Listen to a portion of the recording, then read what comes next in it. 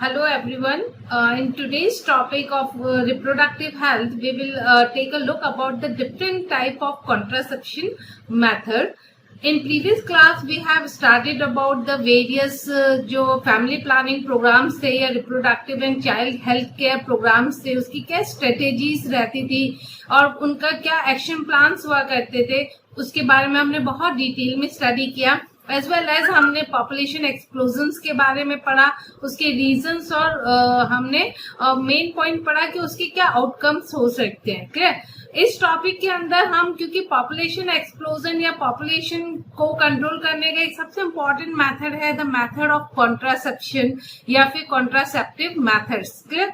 तो इस चैप्टर के अंदर इसका बहुत अच्छा वेटेज है, इसके काफी इंपॉर्टेंट क्वेश्चंस बनते हैं इस टॉपिक से. तो आप इस टॉपिक को बहुत अच्छे से लर्न करिएगा और जैसे ही सेशन एंड हो जाए तो आप अपनी एनसीईआरटी को भी उसके साथ में रेफर करिएगा. वेरी इंटरेस्टिंग टॉपिक है. जैसे हमने कहा भी कि ये चैप्टर जो है एज अ इंडिविजुअल आपके साथ में आप बहुत सारे पॉइंट पे अपने आप को इस चैप्टर के साथ रिलेट कर पाएंगे. क्लियर. क्योंकि when we talk about the healthy society, तब हमारा जो यूथ है, सोसाइटी का जो यूथ जनरेशन है, उसके दिमाग में किसी भी टाइप का मिसकंसेप्शन या मिथ्स नहीं होनी चाहिए, क्योंकि फिर वो स्ट्रॉन्ग कम्युनिटी का बिल्ड नहीं कर पाएगा, सोसाइटी हेल्दी नहीं बन पाएगी. तो यहाँ पर आज हम डिस्कस करेंगे वेरियस कॉन्ट्रासेप्टिव मेथड्स के बारे में. क्लियर. कॉन्ट्रासेप्टिव मेथड को अगर हम कंसीडर करना चाहें तो ये सबसे एक आइडियल मेथड है जो पॉपुलेशन को कंट्रोल कर सकता है. इसके साथ साथ में इसके और भी बहुत सारे एडवांटेजेस हैं कॉन्ट्रासेप्शन के, कि ये जो प्रोसेस है ये किसी भी इंडिविजुअल या कपल को अपनी फैमिली की जो फैमिली प्लानिंग है उसमें हेल्प करता है. और चिल्ड्रंस के बीच में अगर स्पेसिंग मेंटेन करनी है तो वो कंट्रोल करने के काम में आता है. And eight the same time ये टर्मिनल मेथड्स भी होते हैं इनमें कॉन्ट्रासेप्शन के, कि अगर किसी फैमिली को लगता है कि अब उनकी फैमिली कंप्लीट हो चुकी है और वो फैमिली प्लानिंग करना चाहते हैं, तो उस केस में भी वो इस डिफरेंट टाइप के कॉन्ट्रासेप्टिव मेथड्स को यूज कर सकते हैं. क्लियर. तो अब हम स्टार्ट करते हैं हमारा topic, that is contraceptive methods और द कॉन्ट्रासेप्शन. Mind it. इस टॉपिक को बहुत अच्छे से पढ़िएगा, बहुत इंटरेस्ट के साथ पढ़िएगा. बहुत अच्छा वेटेज है इस टॉपिक का नीट के अंदर. Each and every line which is given in the NCERT is very important. तो आप साथ साथ में अपने नोट्स भी बनाते जाइएगा ताकि आपकी जो टॉपिक की अंडरस्टैंडिंग है वो विद टाइम भी क्लियर होती जाए.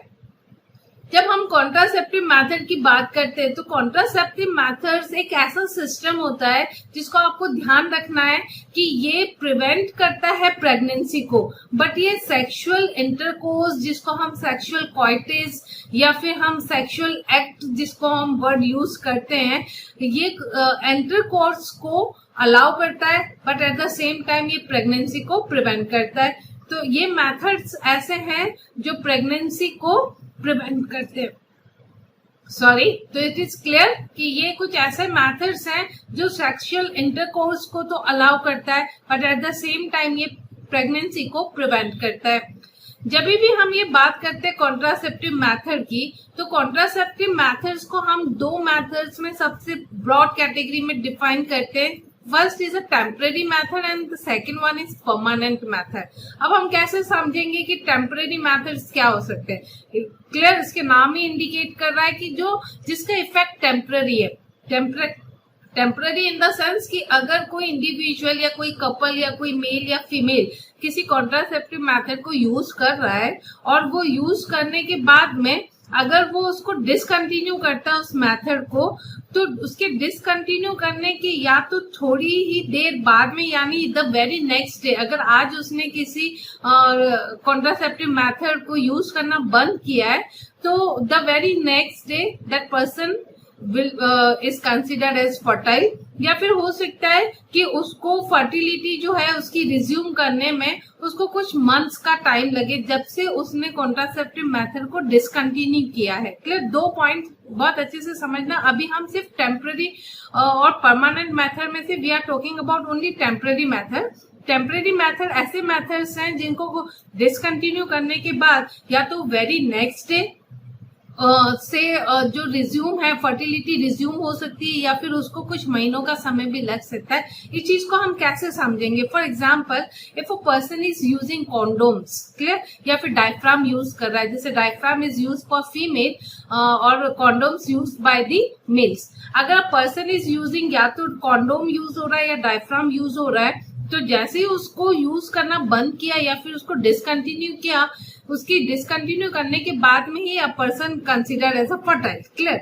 लेकिन अगर कोई फीमेल कॉन्ट्रासेप्टिव पिल्स के ऊपर है, जिसको हम जनरली ओरल कॉन्ट्रासेप्टिव पिल्स बोलते हैं, जिसको एज अ मेडिसिन लिया जाता है, तो ओरल कॉन्ट्रासेप्टिव पिल्स को डिसकंटिन्यू करने के बाद में एक फीमेल को फर्टाइल होने में टाइम लगता है, क्योंकि जो बॉडी का एक नेचुरल हार्मोन साइकिल है उसको वापस रीएस्टेब्लिश होने में टाइम लगता है। क्योंकि जब फीमेल ओरल कॉन्ट्रासेप्टिव पिल्स ले रही होती है तब उसका जो साइकिल है वो पिल्स से कंट्रोल होता है, हार्मोनल साइकिल।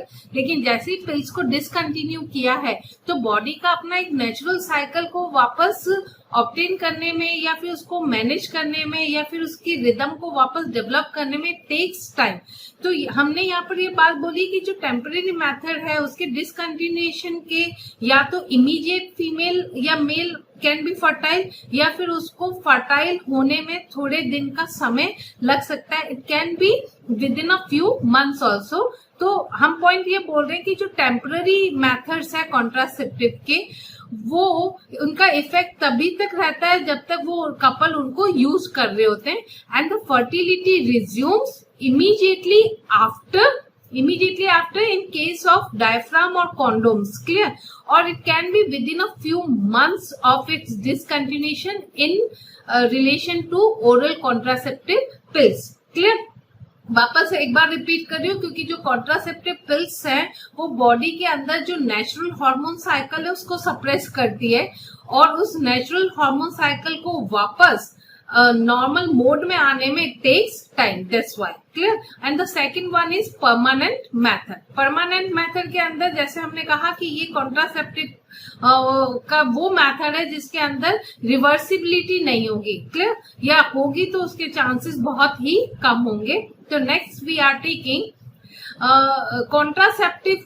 अगर हम बात करें, बहुत इंपॉर्टेंट क्वेश्चन है ये, इस बात को ध्यान रखिएगा, सब्जेक्टिव पॉइंट ऑफ व्यू से भी और आपके नीट पॉइंट ऑफ व्यू से भी ये टॉपिक बहुत इंपॉर्टेंट है कि एक आइडियल कॉन्ट्रासेप्टिव आप किसको बोलेंगे। तो सबसे इंपॉर्टेंट पॉइंट है कि जो एक कॉन्ट्रासेप्टिव हो it should be user friendly हो। यूजर फ्रेंडली की जब हम बात करते हैं, मतलब जो इसको यूज कर रहा है वो उसको इजीली यूज कर पाए, वो बहुत इतने कॉम्प्लिकेटेड मैकेनिज्म ना हो कि उसको यूज करने से पहले किसी के असिस्टेंस की रिक्वायरमेंट हो या उस प्रोसेस को उसको कहीं से सीखना पड़े, क्लियर। कोई रॉकेट साइंस नहीं होना चाहिए, सिंपल सा प्रोसेस हो, एक इंडिविजुअल अपनी प्राइवेसी में उसको इंडिविजुअली उस प्रोडक्ट को इजीली यूज कर पाए। तो सबसे फर्स्ट कॉन्ट्रासेप्टिव का जो आइडियल कॉन्ट्रासेप्टिव का फीचर होना चाहिए, that should be user friendly.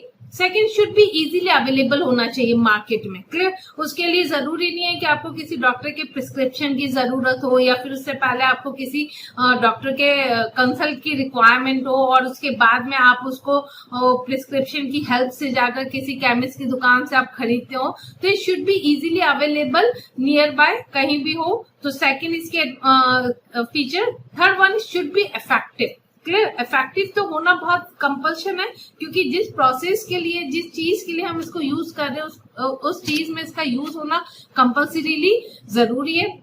क्योंकि हमने कहा कि कॉन्ट्रासेप्टिव मेथड्स का फंक्शन क्या होता है कि वो इंटरकोर्स को प्रिवेंट नहीं करता है, बट वो प्रेगनेंसी को प्रिवेंट करता है। यानी उसका सबसे इंपॉर्टेंट काम ये होना चाहिए कि वो प्रेगनेंसी को प्रिवेंट करे, यानी वो अपने फंक्शन में 100% एफिशिएंट हो। बट फिर भी हम यहाँ पर एक बात बहुत क्लियर करेंगे कि जितने भी कॉन्ट्रासेप्टिव मेथड्स हम पढ़ने वाले हैं इस चैप्टर में, कोई भी कॉन्ट्रासेप्टिव मेथड आपको 100% अश्योरिटी कॉन्ट्रासेप्शन की अश्योरिटी प्रोवाइड नहीं करता। सबके साथ में कुछ ना कुछ ड्रॉबैक्स जरूर है।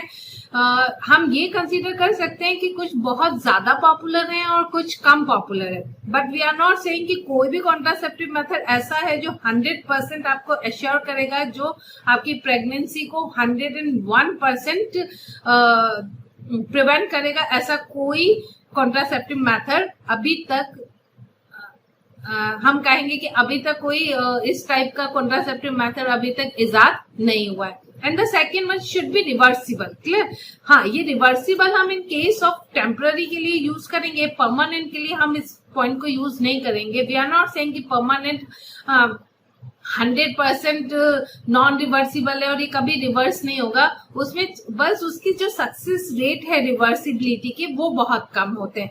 तो हम जनरल इसको टेम्पररी मेथड्स के रिगार्ड में ही स्टडी करेंगे कि वो रिवर्सिबल हो, यानी जब तक एक पर्सन उस कॉन्ट्रासेप्टिव मेथड को यूज कर रहा हो तब तक वो उसकी प्रेगनेंसी को प्रिवेंट करे। But once a person discontinue all this method तो उसकी फर्टिलिटी रीअज्यूम होनी जरूरी है। एंड सबसे इंपॉर्टेंट चीज, it should with the least side effect, किसी भी टाइप का साइड इफेक्ट्स उसमें नहीं होना चाहिए।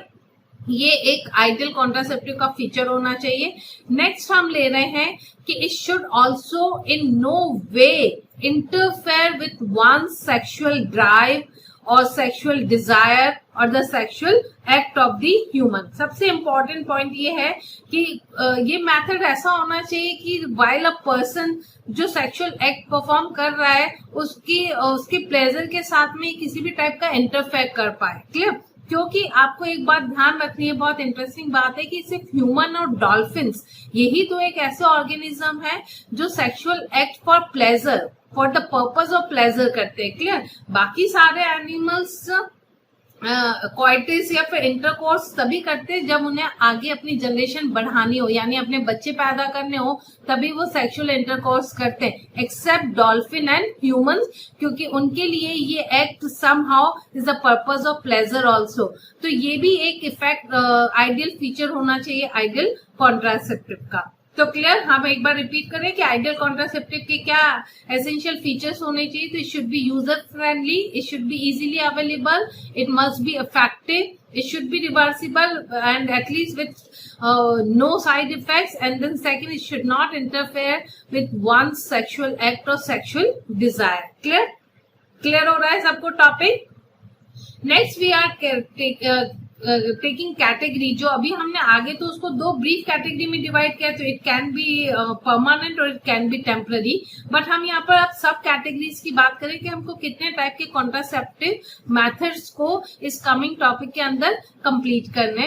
तो सबसे फर्स्ट आता है natural method. Clear? Natural method ये टेम्पररी के अंदर ही इंक्लूड होता है। सेकेंड आता है barrier method, also temporary methods के अंदर आता है ये।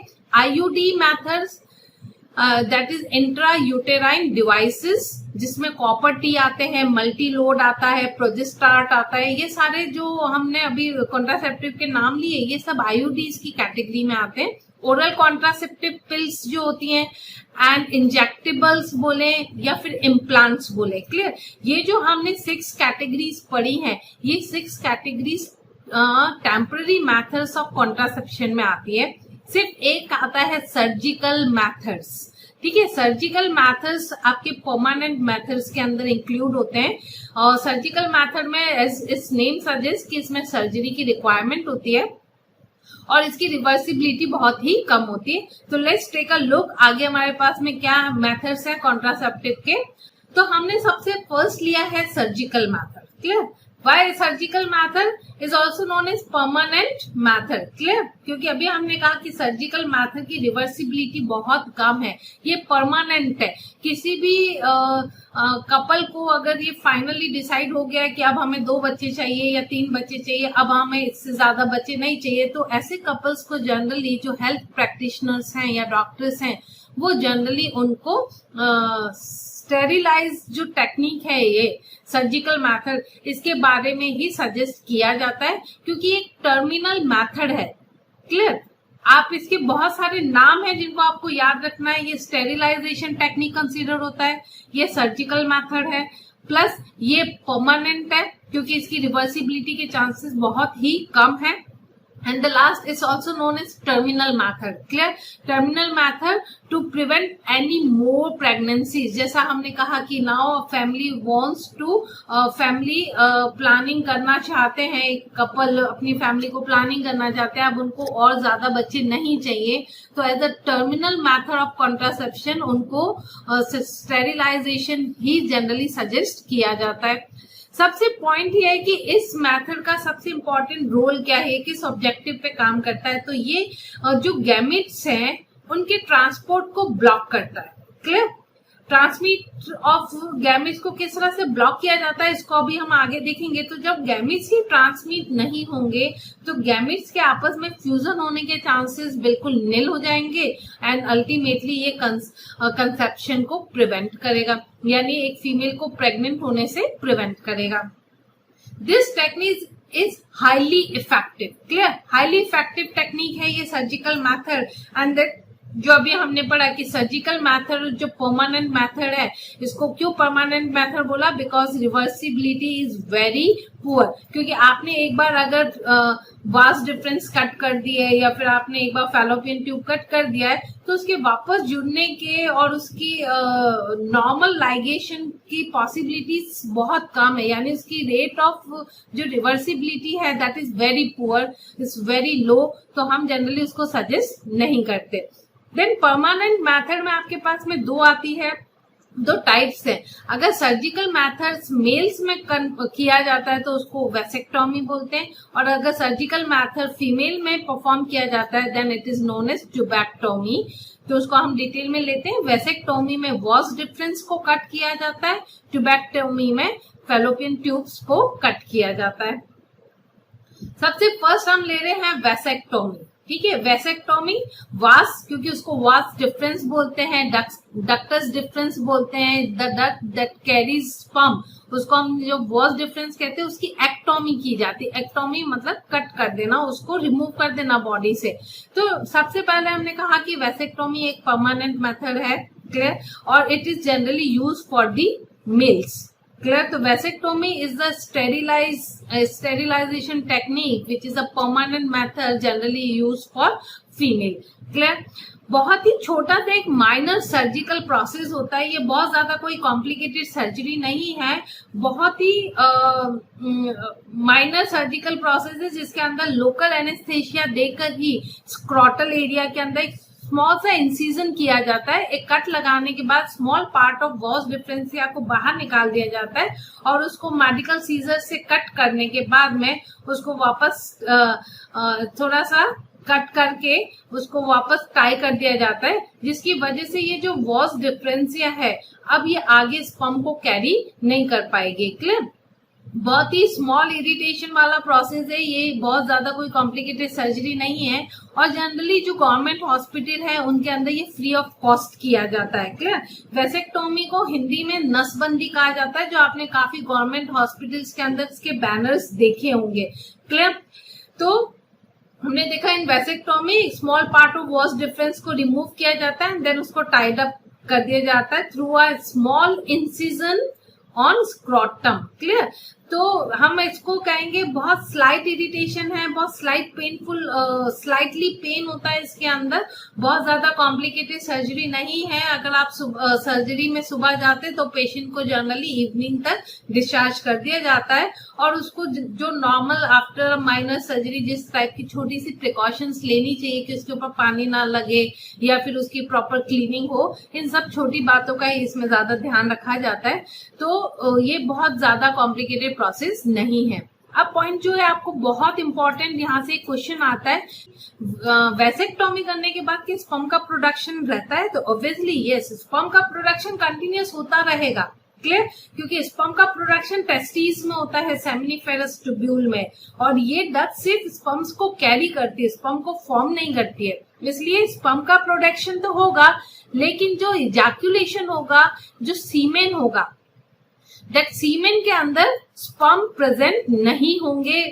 इसको बहुत अच्छे से याद रखिएगा. क्लियर हो गया पॉइंट? क्योंकि जो स्पर्म बनेंगे टेस्टिस में उनकी तो फेगोसाइटोसिस हो जाएगा इसमें दैट इज एपिडिडाइमिस में, क्योंकि एपिडिडाइमिस में पहुंचेंगे और उसके बाद वो फर्दर वहां से आगे डक्टस डिफरेंस होती है, बर्स डिफरेंस या ट्रेवल नहीं कर पाएंगे, इसलिए उनका जो एपिडिडाइमिस में है उनका फेगोसाइटोसिस हो जाएगा। इसलिए सीमेन बनेगा बॉडी में, but semen will be without sperm. तो आपको एक क्वेश्चन ध्यान में रखना है कि जब वेसेक्टोमी की जाती है बॉडी में, तो वेसेक्टोमी करने की वजह से स्पर्म फॉर्मेशन वाले प्रोसेस में कोई डिस्टरबेंस क्रिएट नहीं होगा।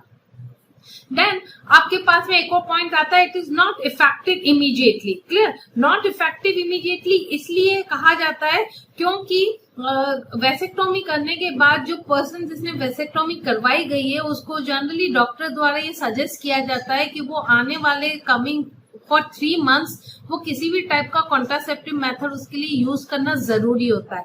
वो इस वजह से क्योंकि जहां से आपने वॉस डिफरेंस को कट किया है ना, उसके ऊपर तो मिलियंस ऑफ स्पर्म्स तो प्रेजेंट है ही। क्लियर, अगर वो स्पर्म्स ट्रैवल करेंगे आगे और अगर वो फीमेल जेनाइटल ट्रैक्ट में एंटर करेंगे तो वो फीमेल के कंसीव करने के चांसेस बढ़ जाएंगे। इसलिए उसको नसबंदी या वेसेक्टोमी करवाने के बाद उसको सजेस्ट किया जाता है कि वो या तो 3 मंथ्स तक किसी भी टाइप का कॉन्ट्रासेप्टिव मेथड यूज करे, या फिर सेकंड उसको सजेस्ट किया जाता है कि कम से कम 20 टाइम्स इजैकुलेशन हो जाए, उसके बाद की इजैकुलेशन में सीमेन में स्पर्म प्रोड्यूस सीमेन में स्पर्म प्रेजेंट नहीं होंगे। क्लियर, तो ये वेसेक्टोमी एकदम इमीडिएटली इफेक्टिव नहीं होती, इसको एटलीस्ट 2 to 3 मंथ्स का टाइम लगता है। जो वेसेक्टोमी का पार्ट कट किया जाता है ना, जनरली आप देखेंगे अगर आप किसी डॉक्टर से कंसल्ट करेंगे तो वेसेक्टोमी में जो पार्ट कट किया जाता है उस पार्ट को वापस लेबोरेटरी में भेजा जाता है उसकी हिस्टोलॉजिकल टेस्टिंग करने के लिए, इस बात को श्योर करने के लिए कि जो पार्ट कट हुआ है ना वो वॉस डिफरेंशिया ही है या कोई और पार्ट बॉडी का तो नहीं कट हो गया है। तो इस टू मेक श्योर कि आपने वेसेक्टोमी ही की है, और नहीं तो आपकी वेसेक्टोमी की जगह अगर कोई दूसरी चीज कट गई होगी तो वो आपका एक मेडिको लीगल केस बन सकता है ना, ये प्रैक्टिस पे क्वेश्चन आ सकता है आपके।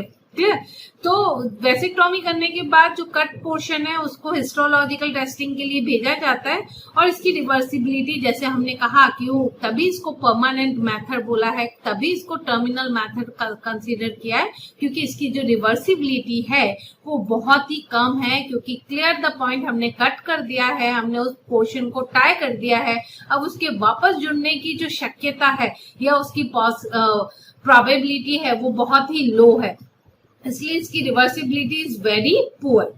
क्लियर, तो वेसेक्टोमी आपको क्लियर हो गया है। हमने ये भी देखा कि जो वेसेक्टोमी है वो जनरली एक तो बहुत इफेक्टिव मेथड तो है, क्लियर, बट ये फिर भी इतना पॉपुलर मेथड नहीं है। गवर्नमेंट तो इसको फ्री ऑफ कॉस्ट करवाती, जैसे अभी हमने देखा कि फ्री ऑफ कॉस्ट अवेलेबल है गवर्नमेंट हॉस्पिटल में, but still it's not a popular method for contraceptive. Clear, एक तो सबसे फर्स्ट पॉइंट क्योंकि ये टर्मिनल है, बट टर्मिनल होने के बावजूद भी कई लोग जो फैमिली प्लान कर चुके हैं अब वो भी इस मेथड को जनरली नहीं अपनाते हैं। उसके पीछे सबसे इंपॉर्टेंट पॉइंट ये होता है वेसेक्टोमी के पीछे। क्लियर, वेसेक्टोमी के पीछे पॉइंट्स ये होते हैं कि जो पर्सन वेसेक्टोमी करवाता है उसके दिमाग में सबसे पहली मिथ ये होती है कि वेसेक्टोमी करवाने के बाद मेरा जो सेक्सुअल डिजायर है ना वो सप्रेस हो जाएगा। क्लियर, वो रिड्यूस हो जाएगा, तो दैट इज अ मिथ। ऐसा कुछ नहीं होता है, क्योंकि इससे वेसेक्टोमी से आपके बॉडी के जो sex hormones, male sex hormones, उसके ऊपर कोई इफेक्ट नहीं आता, तो सेक्सुअल डिजायर में कोई चेंज नहीं आएगा। सेकंड, ये एक मिथ होती है कि जो सीमेन का वॉल्यूम है, क्लियर, उसका जो वॉल्यूम का अमाउंट है वो कम हो जाएगा, तो ऐसा भी नहीं होता। हाँ, सीमेन में स्पर्म काउंट नहीं होगा, बट जो सेमाइनल प्लाज्मा है, जो सिक्रीटरी ग्लैंड्स ने जो सिक्रीट किया है वो सारे कंपोनेंट्स होंगे, इसलिए सीमेन के वॉल्यूम में भी कोई चेंज नहीं आएगा। नेक्स्ट, कई बार कंसीडर किया जाता है कि इससे फ्रीक्वेंसी पेनाइल जो इरेक्शन होता है which is necessary for the that gives the pleasure during sexual intercourse, वो इरेक्शन पॉसिबल नहीं हो पाएगा। तो ये भी एक मिथ है, ऐसा भी कुछ नहीं होता है। वेसेक्टोमी का इन तीनों ही चीजों से कोई लेना देना नहीं है। इसलिए आपने देखा होगा, I am writing a point, यहाँ पर एक मोस्ट पॉपुलर मेथड्स है जो आजकल गवर्नमेंट हॉस्पिटल में काफी यूज किया जाता है, and that is NSV। NSV का मतलब होता है नॉन सर्जिकल वेसेक्टोमी, या फिर किसी जगह पे यूज होता है non scalpel vasectomy. Clear? Non surgical vasectomy यानी इसमें लेजर का यूज किया जाता है, बिना टाके बिना चीरे के नसबंदी करवाने का तरीका, that is called non surgical vasectomy और non scalpel vasectomy. Scalpel word हमने यहाँ पर जो यूज किया ना, scalpel is a surgical blade जो टिश्यूज को कट करने के लिए यूज की जाती है। मतलब स्कैल्पल यूज नहीं होगा तो कट नहीं होगा, और कट नहीं होगा तो किसी भी टाइप के वहां पर स्टिचेस नहीं आएंगे। तो ये टेक्निक अभी गवर्नमेंट ने लॉन्च की है गवर्नमेंट हॉस्पिटल में, जिसकी वजह से कई लोग डरते हैं कि ये तो सर्जरी है और इसमें काफी दिक्कत आएगी और पेनफुल होगा। तो इस वेसेक्टोमी जो मेथड है उसको यूजर फ्रेंडली बनाने के लिए और ज्यादा लोगों तक अप्रोच करने के लिए ये NSV गवर्नमेंट ने अप्लाई किया है। क्लियर? तो आपको टॉपिक समझ में आ रहा है? Clear? Okay, next we are moving towards एक वेसेक्टोमी को हम एक डायग्राम से समझेंगे। यहाँ पर एक छोटा सा प्रोसेस दिखाई दिया है, देखो इस तरह से एक स्लाइड क्वार्टराइज किया जाता है, क्वार्टराइज जिसके अंदर कट या बर्न किया जाता है पार्ट को। तो आपने देखा है कि स्क्रोटल वाले पार्ट से पहले वॉस डिफरेंशिया को बाहर निकाला है, उसको मेडिकल सीजर से कट करने के बाद जो पार्ट है उसको, जो कट पार्ट है उसको वापस टाई कर दिया जाता है। ये स्क्रोटल वाला पार्ट है। इस पिक्चर में आपको एक व्हाइट कलर का ट्यूब दिखाई दे रहा है। Clear? That tube is was difference. इस वॉस डिफरेंस को कट करके और वापस इंसर्ट कर दिया जाता है अंदर। तो that is a very small minor surgery है, बहुत ज्यादा कॉम्प्लिकेटेड टेक्निक नहीं है, फिर भी इसके रिगार्डिंग काफी मिथ्स है और मिसकंसेप्शन है और लोग जनरली वेसेक्टोमी करने के लिए तैयार नहीं होते हैं। Next we are moving towards tubectomy. Tubectomy that is, हमने कहा कि ये भी एक परमानेंट मेथड है, सर्जिकल मेथड है, but it is for females. जैसे हमने मेल्स में वेसेक्टोमी पढ़ा है, same like tubectomy is for female. इसके अंदर फीमेल्स की बॉडी से फैलोपियन ट्यूब को रिमूव किया जाता है, सेम लाइक उसको कट करके टाई कर दिया जाता है। ये सीधा या तो सर्जरी के थ्रू किया जाता है एब्डोमेन से, या फिर इसको वेजाइना के थ्रू भी किया जा सकता है। दो पॉसिबल ऑप्शंस हैं इसके, इधर can be done through vagina और it can be done surgically through abdomen. जैसे अभी हमने कहा एक डिफरेंस आता है। सबसे पहला डिफरेंस आपको आपके क्वेश्चन जो आप नोट्स बना रहे हैं उसमें आपको एक डिफरेंस तैयार करना पड़ेगा ट्यूबैक्टोमी और वेसेक्टोमी के बीच में। तो आपके पास सेकंड डिफरेंस जो आता है, फर्स्ट तो ये फीमेल और मेल वाला पॉइंट हो जाता है, फैलोपियन ट्यूब और वॉस डिफरेंस का हो जाता है। थर्ड आता है कि ये इमीडिएटली इफेक्टिव होता है। क्लियर? जैसे हमने कहा वेसेक्टोमी जो है वो इमीडिएट इफेक्टिव नहीं होता, बट ट्यूबैक्टोमी इमीडिएट इफेक्टिव होता है, क्योंकि जो ओव्यूलेशन है वो तो सिर्फ वंस इन जो मेंस्ट्रुअल साइकिल है उसमें सिर्फ एक ही बार होना है, और वो भी सिंगल ओवरी से सिंगल टाइम ही होना है। इसलिए ये जो मेथड है वो इमीडिएटली इफेक्टिव होता है। इसके लिए आपको बहुत लंबे टाइम तक वेट करने की जरूरत नहीं होती है। देन वहां पर हमने पॉइंट पढ़ा था कि वेसेक्टोमी करने के बाद में भी स्पर्म का प्रोडक्शन कंटिन्यू रहता है। सेम लाइक यहाँ पर भी मेंस्ट्रुअल साइकिल जो है वो कंटिन्यू रहेगा ट्यूबैक्टोमी के बाद में, क्योंकि मेंस्ट्रुएशन को आप रोक नहीं सकते। क्लियर? मेंस्ट्रुएशन एक बायोलॉजिकल राइट है किसी भी फीमेल का, और मेंस्ट्रुएशन साइकिल जो है वो it is due to the hormone ना, हार्मोनल कंट्रोल मैकेनिज्म है ये। ओवरी से रिलीज होने वाला प्रोजेस्टेरॉन और एस्ट्रोजन जो हार्मोन है, जब ओवरी से रिलीज होता है तो फिर ब्लड के थ्रू ये यूटेरस में पहुंचता है, और फिर यूटेरस के अंदर वो एंडोमेट्रियल लाइनिंग जो है उसको फॉर्म भी करेगा और उसको शेड भी करेगा। क्लियर? तो मेंस्ट्रुएशन तो होना ही है यहाँ पर, मेंस्ट्रुएशन यहाँ पर रुकेगा नहीं। प्लस साथ में ओव्यूलेशन भी होगा, क्योंकि ovulation is the process of release of ओवा फ्रॉम ओवरी। तो यहाँ पर ओव्यूलेशन यानी जो oocyte है, फीमेल गैमेट है, वो प्रोड्यूस भी होगा, वो फीमेल गैमेट ओवरी से रिलीज भी होगा और मेंस्ट्रुएशन साइकिल भी कंटिन्यू रहेगा। ऐसा कोई कॉन्ट्रासेप्टिव मेथड नहीं है जो मेंस्ट्रुअल साइकिल को स्टॉप कर सके। क्लियर? तो अभी हमने देखा तीनों चीजें आपको बहुत अच्छे से नोट करनी है। मेंशन कर रही हूँ अगेन, ओव्यूलेशन भी होगा और फीमेल गैमेट का फॉर्मेशन भी होगा और मेंस्ट्रुअल साइकिल भी होगा। लेकिन जो oocyte बन भी रहा है, रिलीज भी हो रहा है, और उसको जो फिम्बरी है, ओवरी से जब वो रिलीज होगा तो फिम्बरी इसको कैच करेगी, लेकिन फिम्बरी कैच करने के बाद आगे वाला हिस्सा फैलोपियन का तो वो टाई करा हुआ है, तो फिर वो अंदर फेगोसाइटोसिस से आ जाएगा। क्लियर? वो अंदर ही खा लिया जाएगा, वो आगे सरवाइव नहीं करेगा, तो फेगोसाइटोसिस हो जाएगा। तो पॉइंट ये क्लियर है, सेकेंडरी oocyte बनेगा, उसका ओव्यूलेशन भी होगा, बट वो डेड हो जाने की वजह से, क्योंकि उसका जो लाइफ साइकिल है वो 1 या 2 डेज का होता है, तो वो डेड हो जाने के बाद उसको डेड सेल को बॉडी अपने अंदर रखेगी नहीं, उसका फेगोसाइटोसिस हो जाना है।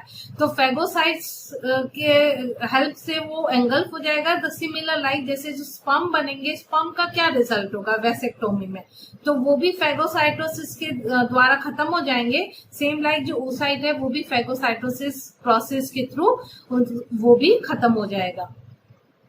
नेक्स्ट हम उसको यहाँ डायग्राम से देखते हैं। जैसे अभी हमने वहां टेक्निक देखी, छोटा सा स्मॉल इंसिजन किया जाता है, कट लगाया जाता है स्कैल्पल की हेल्प से, फिर जो फैलोपियन ट्यूब है उसको बाहर निकाला जाता है। इस तरह से आप देख रहे हैं यहाँ पर एक थ्रेड दिख रहा है, और उसके बाद इस फैलोपियन ट्यूब को इस तरह से कट कर दिया जाता है। यानी ओव्यूलेशन हो रहा है, ओवर रिसीव भी होगा फैलोपियन ट्यूब, बट वो आगे ट्रैवल नहीं कर पाएगा। तो सर्जिकल सीजर से उसको वहां से जो फैलोपियन ट्यूब है उसको कट कर दिया जाएगा, और कट और टाई करने के बाद में इट लुक्स लाइक ऐसा।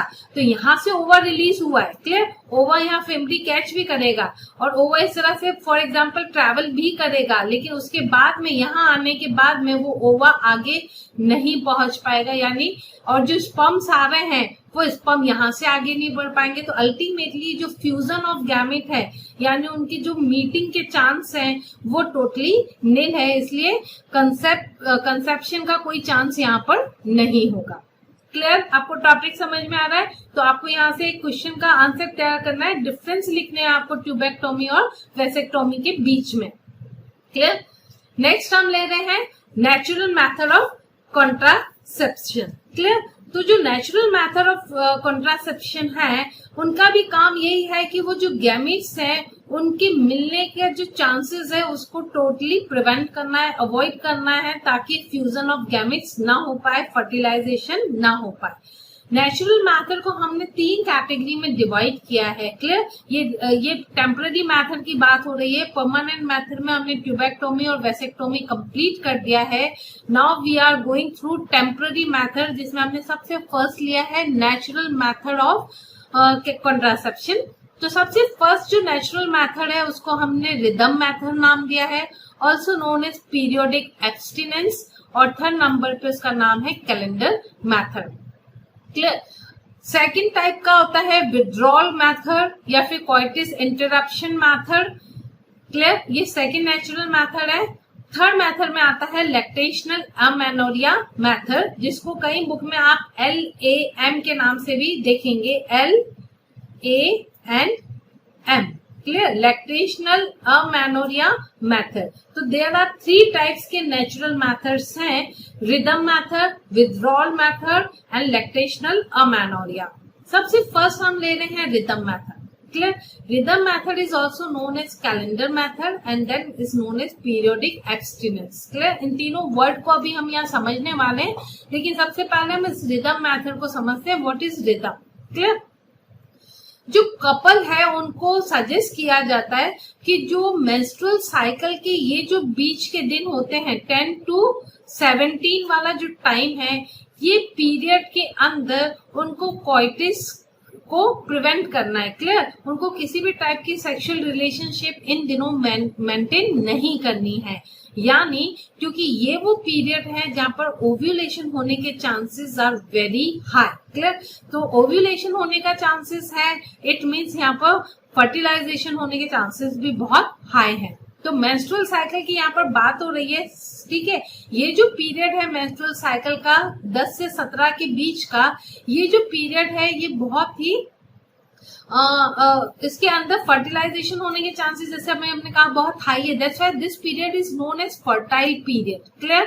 याद रखिएगा आप, फर्टाइल पीरियड हमने किसको कहा है? मेंस्ट्रुअल साइकिल, जिसको यहाँ हमने एवरेज कंसीडर किया है 28 डेज का साइकिल। क्लियर? एवरेज 28 डेज के साइकिल में जो 10 टू लेकर 17 डेज हैं बीच में, ये जो 8 डेज हैं ये बहुत ही हाईली फर्टाइल फेज वाले डेज हैं, क्योंकि इस टाइम में ओव्यूलेशन होने के चांसेस ज्यादा होते हैं। इस वजह से फर्टिलाइजेशन होने का चांसेस भी बहुत हाई है। क्लियर? अब हम ये कंसीडर करते हैं कि इस टाइम में अगर कोई कपल जो है एब्सटेनिंग करता है, एब्सटेनिंग करने का मतलब ये होता है कि कोइटिस ना करना, एब्सटिनेंस शो करता है पीरियोडिक, एक after a fix time period के बाद में वो कोइटिस परफॉर्म नहीं करते, एब्सटिनेंस फॉलो करते हैं, जिसकी वजह से कंसेप्शन होने के चांसेस बहुत कम होते हैं। क्लियर? इसको हम कैसे समझते हैं? देखिए, बहुत इंपॉर्टेंट मेथड है, इसको हम यहाँ से समझते हैं कि ये एक मेंस्ट्रुअल साइकिल का हमने नीचे डायग्राम लिया है। क्लियर? इस मेंस्ट्रुअल साइकिल को हमने 28 डेज का साइकिल कंसीडर किया है यहाँ पर। क्लियर? 28 डेज के साइकिल में जो बिल्कुल सेंटर में 14th डे है, उस दिन ओव्यूलेशन हो रहा है। क्लियर? ओव्यूलेशन हो रहा है, तो ओव्यूलेशन जब हो रहा होता है तो हम इसको कैसे कंसीडर करते हैं कि जो आपका मेंस्ट्रुअल साइकिल का टाइम पीरियड है, जैसे 28 डेज का टाइम पीरियड है, तो 28 डेज में आपको -14 करना है। क्लियर? -14 करने से आपको कौन सा डे मिलेगा? 14th डे, मतलब वो आपका ओव्यूलेशन का डे है। क्लियर? एक और बात कि जरूरी नहीं है कि हर फीमेल में मेंस्ट्रुअल जो साइकिल है वो 28 डेज का ही हो। It can B 31 days, it can B 35 days. आपको ओव्यूलेशन का डे अगर फाइंड आउट करना है तो आपको क्या करना होगा कि जितने डेज का मेंस्ट्रुअल साइकिल का जो पीरियड है, अगर वो 35 डेज का है तो आपको उसमें से माइनस करने हैं 14। Clear?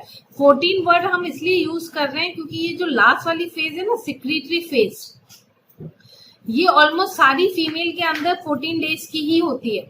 Clear? Menstrual cycle females में डिफरेंट हो सकता है, बट जो सिक्रीटरी फेज है, जिसको हम ल्यूटियल फेज भी बोलते हैं, इसका जो ड्यूरेशन है वो जनरली 14 डेज का ही होता है। तो अगर किसी फीमेल का साइकिल 35 डेज का है तो भी आपको किससे माइनस करना है? 14 से। तो what you will get? That you will get 21, यानी उसका ओव्यूलेशन कौन से डे पे होगा?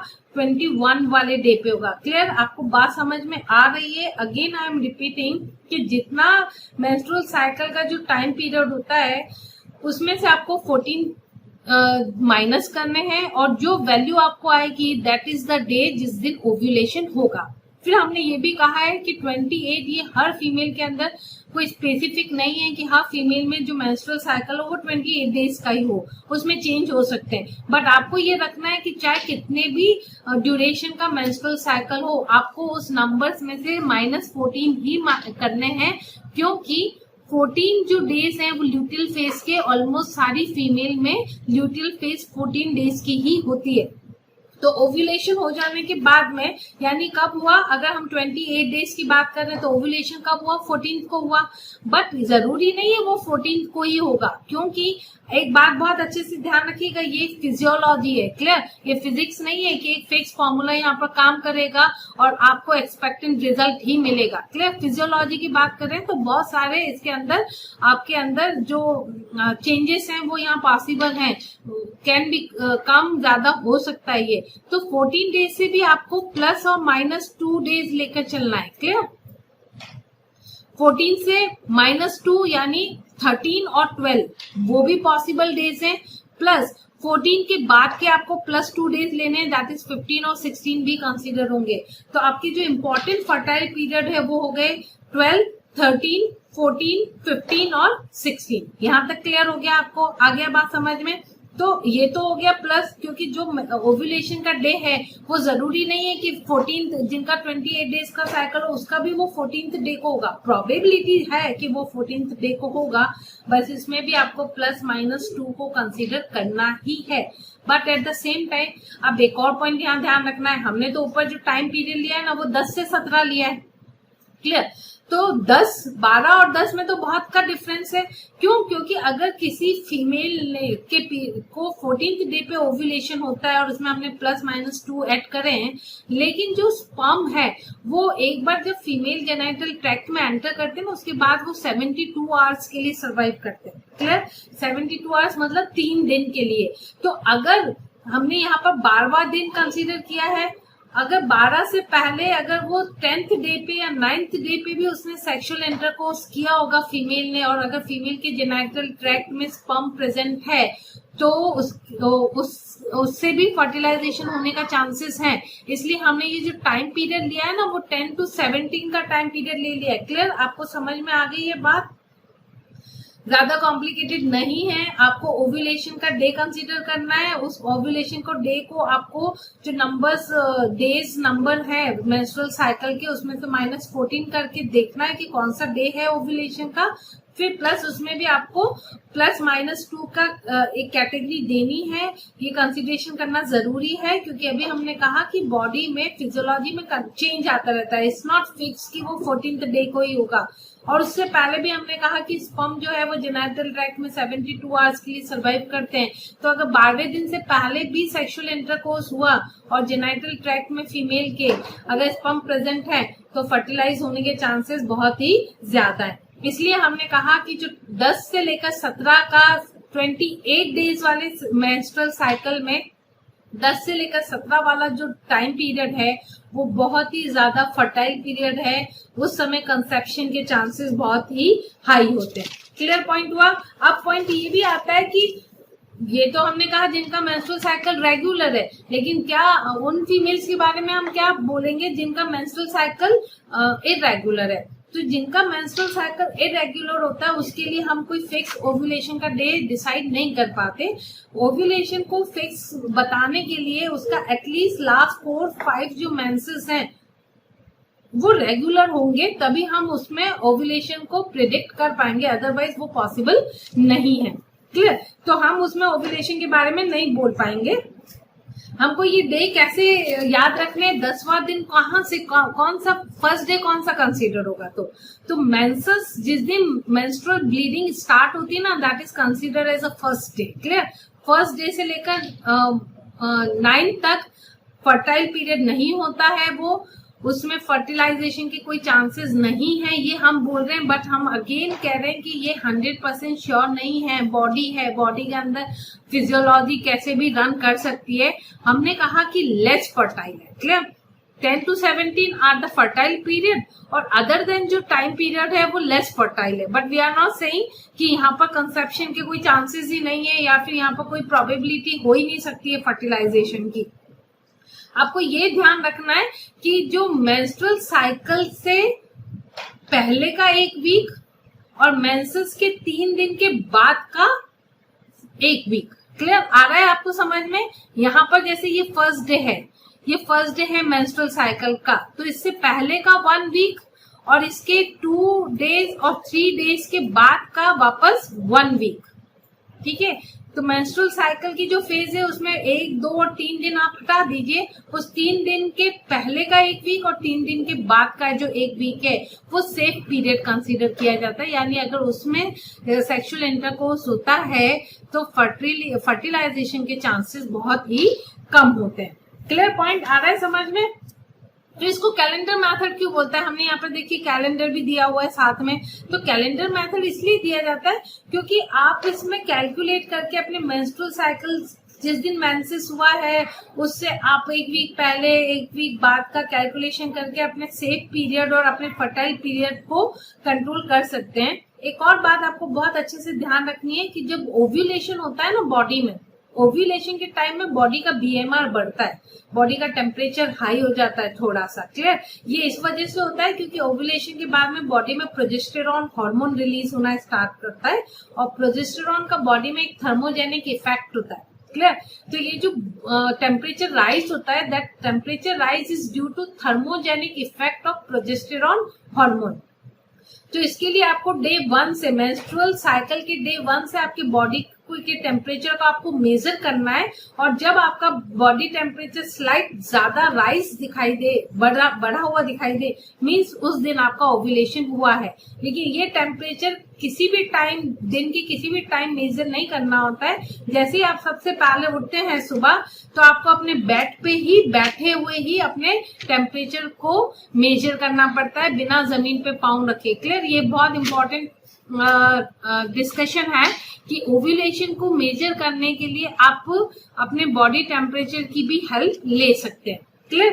लेकिन थोड़ी प्रिकॉशंस लेनी पड़ती है। तो प्रोजेस्टेरॉन के थर्मोजेनिक इफेक्ट की वजह से स्लाइट बॉडी टेम्परेचर इंक्रीज होता है जब बॉडी ओव्यूलेट कर रही होती है। क्लियर हो रहा है आपको? क्लियर? तो ये है आपका rhythm method, calendar method and periodic abstinence. Next आ रहा है विड्रॉल मेथड और coitus interruption method. Coitus interruption method या विड्रॉल मेथड इसलिए यूज किया जाता है, इस मेथड के अंदर जो फीमेल पार्टनर की बॉडी में जब मेल पार्टनर अपना जो पेनिस एंटर करता है, तो इजैक्यूलेट होने से पहले ही वो अपने जो पीनस है उसको विड्रॉ कर देता है। क्लियर? उसको वो वेजाइनल ट्रैक्ट से बाहर लेकर आ जाता है। यानी इसी वजह से जो इंसेमिनेशन है वो नहीं हो पाता। इंसेमिनेशन मतलब release of semen inside female body या फिर इनसाइड वेजाइना। वेजाइना में सीमेन रिलीज करने के प्रोसेस को इंसेमिनेशन कहते हैं। तो इसमें इंसेमिनेशन नहीं हो पाएगा, जिसकी वजह से स्पर्म जेनाइटल ट्रैक्ट में एंटर नहीं होंगे और फर्टिलाइजेशन नहीं होगा। बट ये जो मेथड है ये बहुत ज्यादा यूजफुल मेथड नहीं है, क्योंकि इसमें जो मेल पार्टनर होता है उसके ऊपर कंटिन्यूस एक प्रेशर रहता है कि विड्रॉल, उसको अपने उन सिग्नल्स को नोट करना पड़ता है कि now it's time to ejaculate and I have to withdraw my जो पीनस है उसको वेजाइना में से बाहर निकालना है। क्लियर? तो ये बहुत ज्यादा पॉपुलर मेथड नहीं है और बहुत आइडियल मेथड भी कंसीडर नहीं होता है। बट इसके अंदर सबसे पहला दूसरा पॉइंट कि इसकी जो सक्सेस रेट है वो भी बहुत लो है। क्यों? क्योंकि अगर सीमेन वेजाइना में भी डिपॉजिट नहीं होना चाहिए और should not be even around the vulva. Vulva is the external genitalia. Clear?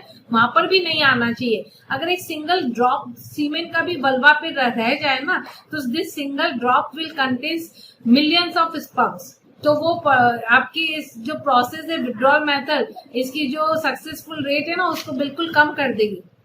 Clear? और इसका एक और विड्रॉल मेथड का एक सबसे बड़ा ड्रॉबैक ये भी है कि कोइटिस के टाइम में लुब्रिकेशन के लिए जो काउपर्स ग्लैंड होती है ना मेल्स की, वो काउपर्स ग्लैंड अपना सिक्रीशन रिलीज करती है ताकि लुब्रिकेशन हो सके और जो सेक्सुअल इंटरकोर्स है वो प्रोसेस बहुत इजीली हो सके।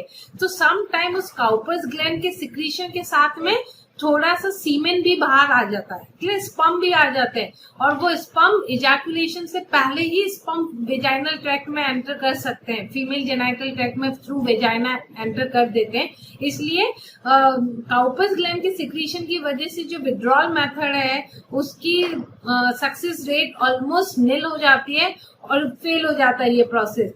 तो आपको इस बात को ध्यान रखना है कि जो स्पर्म है उनको वल्वा के आसपास भी नहीं होना चाहिए ना, should be totally out from the away from the female body.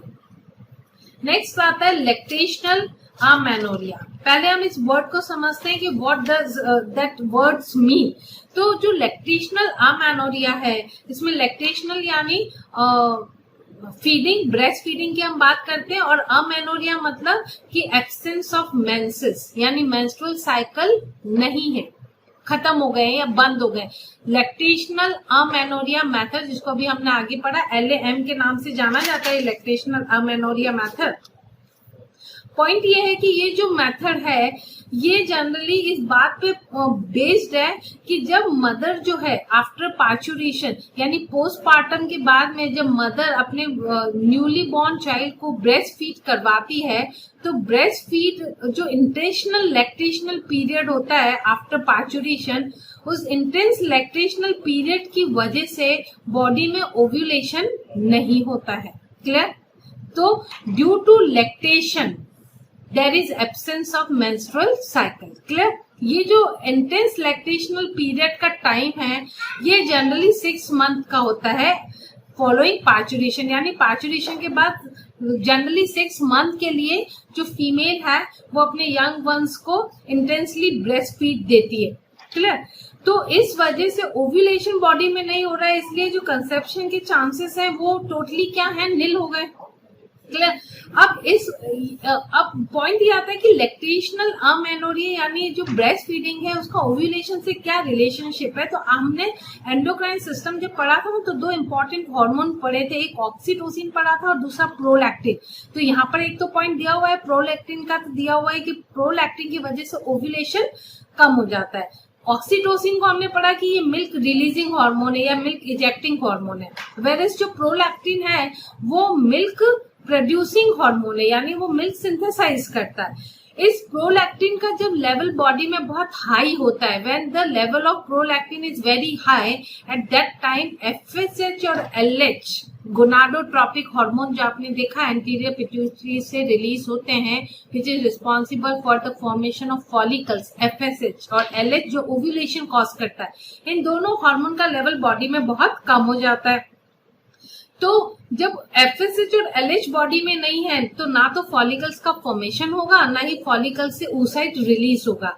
तो प्रोलैक्टिन और ऑक्सीटोसिन की वजह से बॉडी के अंदर एफएसएच और एलएच का लेवल बहुत लो हो जाता है, जिसकी वजह से बॉडी में ना तो फीमेल गैमेट्स का फॉर्मेशन होता है और ना ही वो फीमेल बॉडी ओवरी से रिलीज होती है, यानी उसका ओव्यूलेशन भी नहीं होता है। बट ये लैक्टेशनल एमेनोरिया की वापस अगेन कि इसकी कोई जो सक्सेस रेट है ना वो बात कोई हाई नहीं है। क्लियर? अब सपोज कि कोई मदर है वो ब्रेस्ट फीड नहीं करवाती है या फिर उसमें प्रॉपर मिल्क सिंथेसिस नहीं हो पाता है या बच्चा सिक है, बीमार है, जो चाइल्ड इज सिक और वो ब्रेस्ट फीड नहीं कर पा रहा है, तो उस केस में भी बॉडी में प्रोलैक्टिन और ऑक्सीटोसिन का लेवल कम हो जाएगा। क्लियर? क्योंकि देखिए ये एक हार्मोनल मैकेनिज्म है, इमोशनल हार्मोनल, की जब बेबी मिल्क सक करता है ना तब बॉडी के अंदर हाइपोथैलेमस को मैसेज आता है और बॉडी में ऑक्सीटोसिन रिलीज होता है और प्रोलैक्टिन रिलीज होता है। अगर बेबी मिल्क सक नहीं करता है तो ऑक्सीटोसिन और प्रोलैक्टिन भी रिलीज नहीं होते हैं, जिसकी वजह से फिर एफएसएच और एलएच बनना भी बंद हो जाता है। तो सपोज अगर मदर ब्रेस्ट फीड नहीं करवा रही है, कैन बी एनी रीजन, या तो मिल्क सिंथेसिस नहीं हो रहा है या फिर द चाइल्ड इज सिक, तो उस केस में फिर ये जो लैक्टेशनल एमेनोरिया मेथड है ये फेल हो जाता है, फिर प्रेगनेंसी होने के चांसेस हैं। तो और ये जो हम 6 मंथ की बात कर रहे हैं ना कि इंटेंस लैक्टेशनल पीरियड जो 6 मंथ का होता है ये फीमेल टू फीमेल वेराई करता है। क्लियर? देखा होगा कई बार 2 बच्चों के बीच में 1 साल जितना गैप होता है, तो 1 साल का गैप किस वजह से आया है? क्योंकि वो लैक्टेशनल अमेनोरिया वाला मेथड है ना वहां फेल हो गया है, क्योंकि जब मदर इंटेंस ब्रेस्ट फीडिंग में इन्वॉल्व थी तभी वो प्रेग्नेंट भी हो गई है। क्लियर? तो ये पॉइंट यहाँ से क्लियर हो गया। तो लैक्टेशनल अमेनोरिया आपको बहुत अच्छे से समझना है कि lactational due to breast feeding that is the absence of menstrual cycle and that 6 month का पीरियड इज आइडियल। कोई विदाउट कॉन्ट्रासेप्टिव यहाँ पर कंसेप्शन के चांसेस थोड़े कम होते हैं, but we are again saying कोई भी कॉन्ट्रासेप्टिव मेथड 100% एफिशिएंट नहीं है। नेक्स्ट आ रहा है, हमने ये अभी जितने भी नेचुरल मेथड्स पढ़े, चाहे वो विड्रॉल मेथड हो या फिर रिदमिक मेथड हो या फिर हमने लैक्टेशनल अमेनोरिया पढ़ा, इनमें कोई भी साइड इफेक्ट्स नहीं होते। क्लियर? क्योंकि साइड इफेक्ट्स नहीं होने का सबसे इम्पोर्टेंट रीजन ही यही है क्योंकि इसमें किसी भी टाइप का कोई केमिकल या कोई डिवाइस बॉडी में यूज नहीं किया जा रहा, कोई मेडिसिन यूज नहीं की जा रही है, इसलिए इसके साइड इफेक्ट्स बहुत ही कम है। ये आपको क्वेश्चन मिलेगा कि which of the following method has the least side effects, clear, या नो साइड इफेक्ट, तो that is the natural method has no side effects. But point अभी हमने देखा कि बहुत जगह पर ऐसे ऑप्शंस हो सकते हैं कि नेचुरल मेथड्स जो है वो जनरली इनकी जो सक्सेस रेट है वो बहुत ही कम है, यानी इनके फेल होने के चांसेस या chances of failures are very high. ये 2 पॉइंट है, एक इसकी एडवांटेज हो गई और एक इसकी डिसएडवांटेज हो गई। नेक्स्ट टॉपिक हम ले रहे हैं बैरियर मैथड्स। ठीक है, बैरियर मैथड्स अगेन क्योंकि ये बैरियर की तरह काम करेंगे, यानी ये स्पर्म को ओवा से मिलने नहीं देंगे, उनके बीच में फिजिकली बैरियर की तरह बिहेव करेंगे और उनकी मीटिंग को प्रिवेंट करेंगे। These are the basic functions of barrier method, यानी ovum और sperms are prevented from physically meeting with the help of barrier methods. Clear? ये जो barrier methods हमने पढ़े ये दोनों के लिए फॉर्म होते हैं, यानी ये दोनों के लिए अवेलेबल है मार्केट में for mails also and for females also. इसमें सबसे पहले हम कैटेगरीज ले रहे हैं। कॉन्डोम्स आते हैं, इनमें डायफ्राम्स आते हैं, स्पर्मिसीडल एजेंट्स आते हैं जिसमें बहुत सारी जेलीज और क्रीम्स यूज होती हैं, एंड देन डोशिंग आता है। क्लियर? ये 4 बहुत इंपॉर्टेंट बैरियर मेथड्स हैं जो स्पर्म और ओवा के फ्यूजन को यानी उनकी फिजिकली मीटिंग को प्रिवेंट करेंगे। The first barrier method we are taking that is called condom. Clear? Condom की हिस्ट्रीज बहुत पुरानी है। क्लियर? 17th सेंचुरीज के अंदर कंसीडर किया जाता था कि कॉन्डोम्स यूज होते थे, और उस समय के अंदर जो कॉन्डोम्स बनते थे वो किसी भी एनिमल या काफ की इंटेस्टाइन से या किसी एनिमल की स्किन से बनते थे, और वो वाले जो कॉन्डोम्स थे वो बहुत लंबे नहीं चले क्योंकि उनमें इन्फेक्शन होने के चांसेस बहुत हाई थे। क्लियर? तो हम ये बोल सकते हैं कि कॉन्डोम जो है वो एंशिएंट इंडिया में या एंशिएंट वर्ल्ड में भी यूज किया जाता था। Condoms, they are the barrier which are made up of thin rubber और latex की sheet के बने होते हैं, which is used to cover the penis, which is in the male, or it can be put under the inside the vagina, or it can be placed at the entry of cervix. Clear? जहाँ पर जो entry of uterus पे जो cervix होती है, it can be place at that place just before the coitus, जिसकी वजह से इनका मेन पॉइंट ही ये होगा कि जो सीमेन इजैक्यूलेट होगा वो सीमेन जो है वो फीमेल जेनाइटल ट्रैक्ट में एंटर नहीं कर पाएगा। क्लियर? तो they will act as a barrier. They can prevent conception. Clear? यहाँ पर हम एक पॉइंट ले रहे हैं यहाँ पर कि निरोध। क्लियर? ये एक बहुत इंपॉर्टेंट आपका क्वेश्चन है एनसीईआरटी का कि एक पॉपुलर ब्रांड है कॉन्डोम्स की, मेल्स के लिए यूज होती है, और सबसे फर्स्ट जो लॉन्च हुआ था कॉन्डोम वो निरोध ब्रांड से लॉन्च हुआ था। उसकी पिक्चर आपको यहाँ पर दिख रही है, डिलक्स निरोध, that is a brand name of male condom का है। इसको लास्ट कुछ फ्यू इयर्स से जो कॉन्डोम्स का यूज है ना वो वर्ल्ड वाइड बहुत ज्यादा इंक्रीज हो गया, क्योंकि ये एक सबसे इम्पोर्टेंट मेथड कॉन्ट्रासेप्टिव मेथड तो है ही, but at the same time ये एक पर्सन जो इसको यूज कर रहा है उसको different sexual transmitted disease, AIDS, acquired immunodeficiency syndrome जो आपने पढ़ा है कि काफी लीथल और फैटल डिजीज है, इससे भी प्रिवेंट करता है। क्लियर? तो एसटीडी से प्रिवेंट भी करता है और एक कॉन्ट्रासेप्टिव मेथड है, तो ड्यूल पर्पस हो जाने की वजह से नेशन वाइड में अब जो कॉन्डोम्स है उसके यूज बहुत ज्यादा इंक्रीज होता जा रहा है। मार्केट के अंदर female condoms are also available. Clear? और जो फीमेल कॉन्डोम्स हैं या मेल कॉन्डोम्स हैं ये डिस्पोजेबल होते हैं। क्लियर? डिस्पोजेबल है यानी रीयूज नहीं कर सकते आपको, once you have use then you have to dispose it और you have to throw it out. It can be self inserted. Clear point? इसके लिए कोई एक्सपर्टाइज की रिक्वायरमेंट नहीं होती, आपको किसी भी डॉक्टर के असिस्टेंस की रिक्वायरमेंट नहीं होती, सेल्फ यूजर होते हैं ये। एंड देन ड्यू टू क्योंकि सेल्फ इंसर्टेड होने की वजह से ये जो यूजर है उसको एक प्राइवेसी प्रोवाइड करते हैं। तो ये इसके पॉजिटिव पॉइंट्स हैं कि वाई फ्रॉम लास्ट मैनी जो एराज है उससे कॉन्डोम के यूजेस जो है वो सोसाइटी में बहुत ज्यादा इंक्रीज हुए हैं। तो उसका रीजन सबसे फर्स्ट हम लेते हैं कि ये एसटीडीज को प्रिवेंट करता है, ये डिस्पोजेबल होते हैं, आपको बार बार इनको कैरी करके संभालने की जरूरत नहीं होती है, और प्लस सेल्फ इंसर्टेड होने की वजह से एक इंडिविजुअल जो यूजर है उसकी प्राइवेसी भी मेंटेन रहती है यहाँ पर। And it is a most popular method. Clear? याद रखना है आपको, ये most popular method throughout the world है। क्लियर? इंडिया की बात नहीं कर रहे हैं हम, थ्रू आउट द वर्ल्ड जो मोस्ट पॉपुलर मेथड है कॉन्ट्रासेप्टिव का वो कॉन्डोम है। When we talk about the India, तो इंडिया के अंदर जो सबसे पॉपुलर मेथड है ना वो इंट्रा यूटेराइन डिवाइसेस है, IUDs. the most popular method. और if we talk about the Indian, जो अर्बन इंडियन कम्युनिटी की हम बात करते हैं, जो शहरों में रहने वाली महिलाएं हैं, उसकी अगर हम बात करते हैं तो वो जनरली कॉन्ट्रासेप्टिव पिल्स हैं उसको ज्यादा प्रेफर करती है. तो ये अलग अलग पॉइंट्स हमने दिए हैं. क्लियर. वर्ल्ड के अंदर सबसे पॉपुलर कॉन्डोम्स हैं, इंडिया में सबसे ज्यादा पॉपुलर आईयूडीज हैं, और अर्बन इंडिया के अंदर सबसे पॉपुलर मेथड ऑफ कॉन्ट्रासेप्टिव का पिल्स है. क्लियर. तो ये पॉइंट हो गया. यहाँ पर आपके कॉन्डोम्स का पॉइंट क्लियर कर दिया हमने, पिक्चर से हमने एक्सप्लेन करने की कोशिश की है. एज अ रिस्पॉन्सिबल सिटीजन आपको इन सब चीजों के बारे में पता होना चाहिए. क्लियर. ये कोई it's not the topic to make fun. Clear. आपको अंडरस्टैंडिंग होना बहुत जरूरी है. एक बहुत स्पेशल टाइम फ्रेम पे आपकी जो जिस एज ग्रुप में आप हैं उसके लिए बहुत इंपॉर्टेंट इन्फॉर्मेशन है आपके पास में. जैसे अभी हमने कहा कि बहुत सारी चीजों के लिए जनरली जो स्टूडेंट्स है वो नेट की हेल्प लेते हैं और वहां से बहुत समय वो रॉन्ग इन्फॉर्मेशन ही मिलती है उनको. तो ऐसी सब चीजों से बचना चाहिए. नेक्स्ट आता है डायफ्राम. डायफ्राम, सर्वाइकल कैप्स ले लो, डायफ्राम और वॉल्स, ये सारे बैरियर मेथड्स हैं which are made up of rubber, और जनरली फीमेल इनको यूज करती है अपने फीमेल जेनाइटल ट्रैक्ट में. वो उसको नियर द सर्विक्स इंसर्ट कर दिया जाता है, जिसकी वजह से वो जो ओपनिंग ऑफ यूटेरस है विच इज कॉल्ड सर्विक्स, उसको वो कवर कर देती है. और इंसेमिनेशन के बाद में जो स्पर्म है उसको वो यूटेरस में और या सर्विक्स में एंटर करने से प्रिवेंट करती है. तो हमने ये डायग्राम देखा है कि इस तरह से ये कप लाइक स्ट्रक्चर जो होते हैं सर्वाइकल कैप्स, ये कैप लाइक स्ट्रक्चर इस तरह से सर्विक्स के जो माउथ है उसके ऊपर इस तरह से फिट हो जाते हैं, और अगर स्पर्म यहाँ से एंटर कर रहे हैं तो स्पर्म की एंट्री को ये यहाँ से प्रिवेंट कर देते हैं. समटाइम इन कैप्स के ऊपर स्पर्मिसाइड भी यूज किया जाता है. Spermicide which is lethal to sperm, ऐसे केमिकल्स यूज किए जाते हैं जो स्पर्म की मोर्टेलिटी को रिड्यूस कर देते हैं.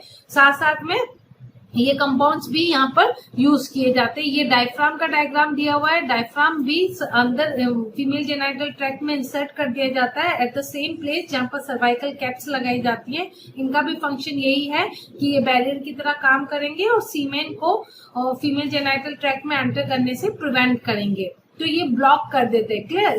स्पर्म की एंट्री को ये ब्लॉक कर देते हैं. Then they are reusable. Clear. आपको ये ध्यान रखना, अभी हमने कॉन्डोम्स के केस में पढ़ा कि दे आर डिस्पोजेबल होते हैं. क्लियर. उनको आप रीयूज नहीं कर पाते, बट जो डायफ्राम है वो अपने एक लिड के साथ में आता है. Once it is use, female को इसको रिमूव करना चाहिए. It should not be immediately after coitus. Clear. Coitus की बाद नहीं निकालना है.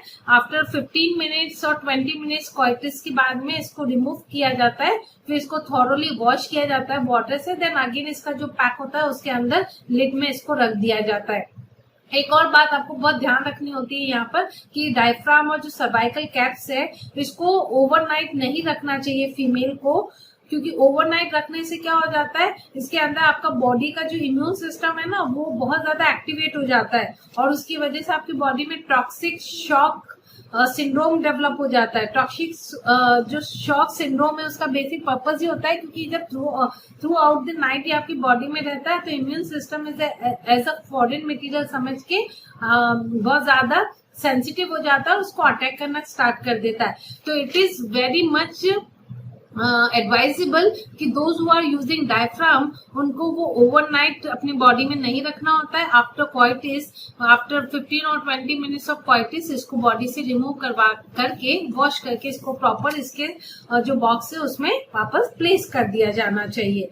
क्लियर. डायफ्राम के साथ में एक ये भी बहुत ज्यादा पॉपुलर मेथड नहीं है. क्लियर. इंडिया के अंदर ये बहुत ज्यादा पॉपुलर नहीं है. जनरली फीमेल्स इसको ज्यादा यूज नहीं करती हैं क्योंकि डायफ्राम के बारे में क्या होता है कि डायफ्राम का साइज फिक्स होता है. क्लियर.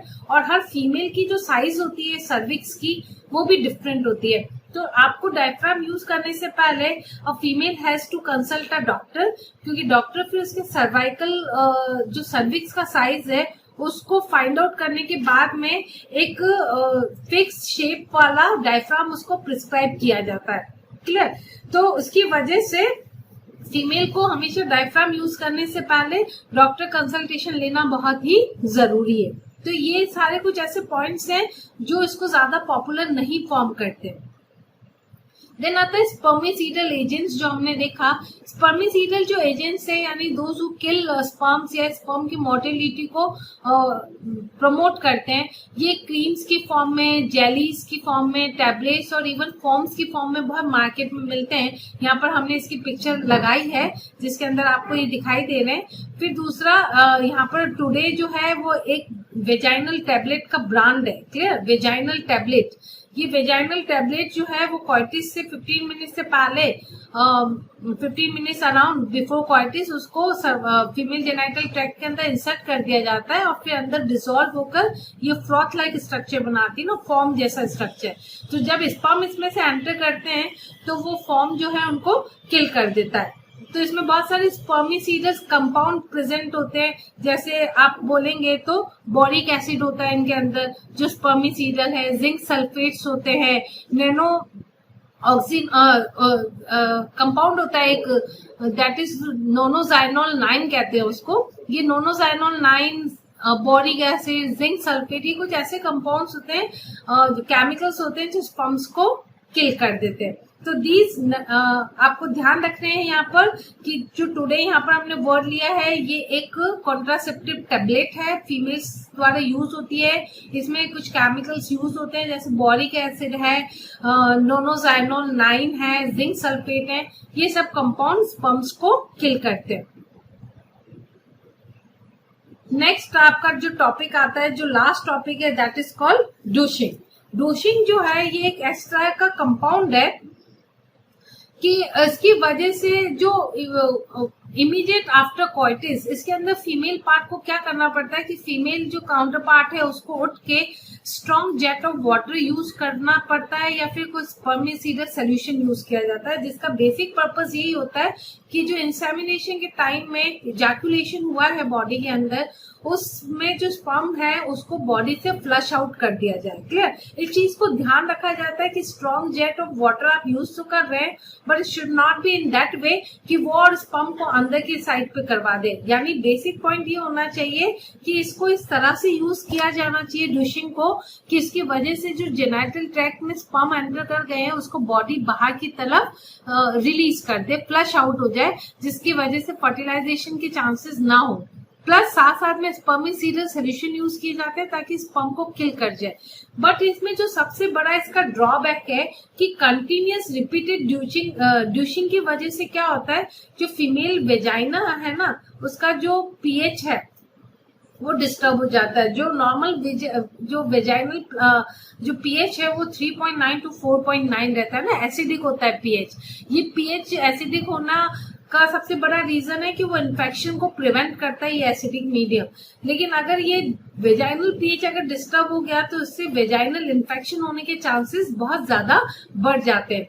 प्लस हमने जो डायफ्राम वगैरह पढ़े या फिर हमने जो स्पर्मिसीडल एजेंट्स पढ़े, स्पर्मिसीडल एजेंट्स का भी सबसे बड़ा एक ड्रॉबैक जो हम अभी यहाँ लेते हैं कि बहुत ज्यादा लुब्रिकेशन शो करता है। क्लियर, लुब्रिकेशन हो जाने की वजह से अल्टीमेटली ये जो एक्ट परफॉर्म करने वाले जो इंडिविजुअल हैं जो क्वालिटीज परफॉर्म कर रहे हैं उनके सेक्सुअल प्लेजर को ये डिप्राइव कर देता है। क्लियर, बहुत कम कर देता है, जिसकी वजह से ये इसका सबसे बड़ा ड्रॉबैक कंसीडर होता है। प्लस जैसे डायफ्राम वगैरह भी है, रीयूजेबल है, बट इट शुड जिस तरह से अगर सेक्सुअली ट्रांसमिटेड डिजीज के अंदर जैसे इन्फेक्टेड सिरिंज यूज की जाती है, अगर आप किसी इन्फेक्टेड फीमेल का डायफ्राम यूज करते हैं तो जो एसटीडी के ट्रांसमिट होने के चांसेस भी बढ़ जाते हैं। तो ये हमने पढ़ा कि आइडियली हमने बहुत सारे कॉन्ट्रासेप्टिव मेथड्स पढ़े यहाँ पर, बट अल्टीमेटली हम इस पॉइंट पर पहुंचे हैं कि हाँ इनमें से कुछ ज्यादा पॉपुलर होते हैं, कुछ कम पॉपुलर हैं, बट अल्टीमेटली कोई भी आपको 100% श्योरिटी ऑफ कॉन्ट्रासेप्शन की नहीं देता है। यानी कंसेप्शन के चांसेस होते ही हैं। लाइक अगर हम कॉन्डोम की बात करते हैं तो समटाइम्स कॉन्डोम जो है वो रप्चर हो जाता है कभी कभी, क्योंकि कॉन्डोम जो है ना वो स्टैंडर्ड साइज के आते हैं। तो मेल जो पीनस है वो कहीं किसी का छोटा या बड़ा हो सकता है, तो समटाइम जो कॉन्डोम है वो स्लिप हो जाता है। तो कॉन्डोम स्लिप हो जाने की वजह से भी फेलियर के चांसेस बढ़ जाते हैं। क्लियर, रप्चर होने की वजह से भी चांसेस बढ़ सकते हैं। तो व्हाट वी आर सेइंग कि कोई भी कॉन्ट्रासेप्टिव मेथड आपको 100% एश्योरिटी नहीं देता है कि वो आपकी प्रेगनेंसी को प्रिवेंट करेगा, but still these methods are highly required. जरूरी है पॉपुलेशन को कंट्रोल करने के लिए, सेक्सुअली ट्रांसमिटेड डिजीजेस को स्प्रेड होने से बचाने के लिए। क्लियर? तो हम यहाँ पर टॉपिक जो है आज का यहाँ पर एंड करते हैं। नेक्स्ट के अंदर हमारे पास में जो ओरल कॉन्ट्रासेप्टिव पिल्स है, इंट्रायूटेराइन डिवाइसेस है, इस टॉपिक को लेकर हम आगे बढ़ेंगे। And again I am remembering you, जितना सेशन में आज कंप्लीट हुआ है, you have to make your notes through NCERT, और इस सेशन की हेल्प से आपको अपने नोट्स बनाने हैं। एक वापस यहाँ पर भी आपका एक फ्लो चार्ट बनेगा, डिफरेंट मेथड्स ऑफ कॉन्ट्रासेप्टिव, आपको सारे मेथड्स के नाम आने चाहिए और उससे रिलेटेड जो पॉइंट्स हैं वो क्लियरली आपके दिमाग में क्लियर हो जाने चाहिए, क्रिस्टल क्लियर, ताकि किसी भी टाइप का कोई डाउट आपको ना रहे। होम असाइनमेंट सॉल्व करना स्टार्ट कर दीजिएगा, और साथ साथ में जो आपके पास प्रीवियस ईयर्स की बुक है उसको आप रेफर करना शुरू कर दीजिए, फिंगर टिप्स को सॉल्व करना शुरू कर दीजिए, ताकि आपकी टॉपिक की जो अंडरस्टैंडिंग है वो इस जो ऑब्जेक्टिव प्रैक्टिस है उससे और इंक्रीज होगी। और अगर आपको कोई डाउट होता है तो आप एनसीईआरटी या फिर जो कंसल्ट टीचर है उसकी हेल्प ले सकते हैं। Thank you everyone.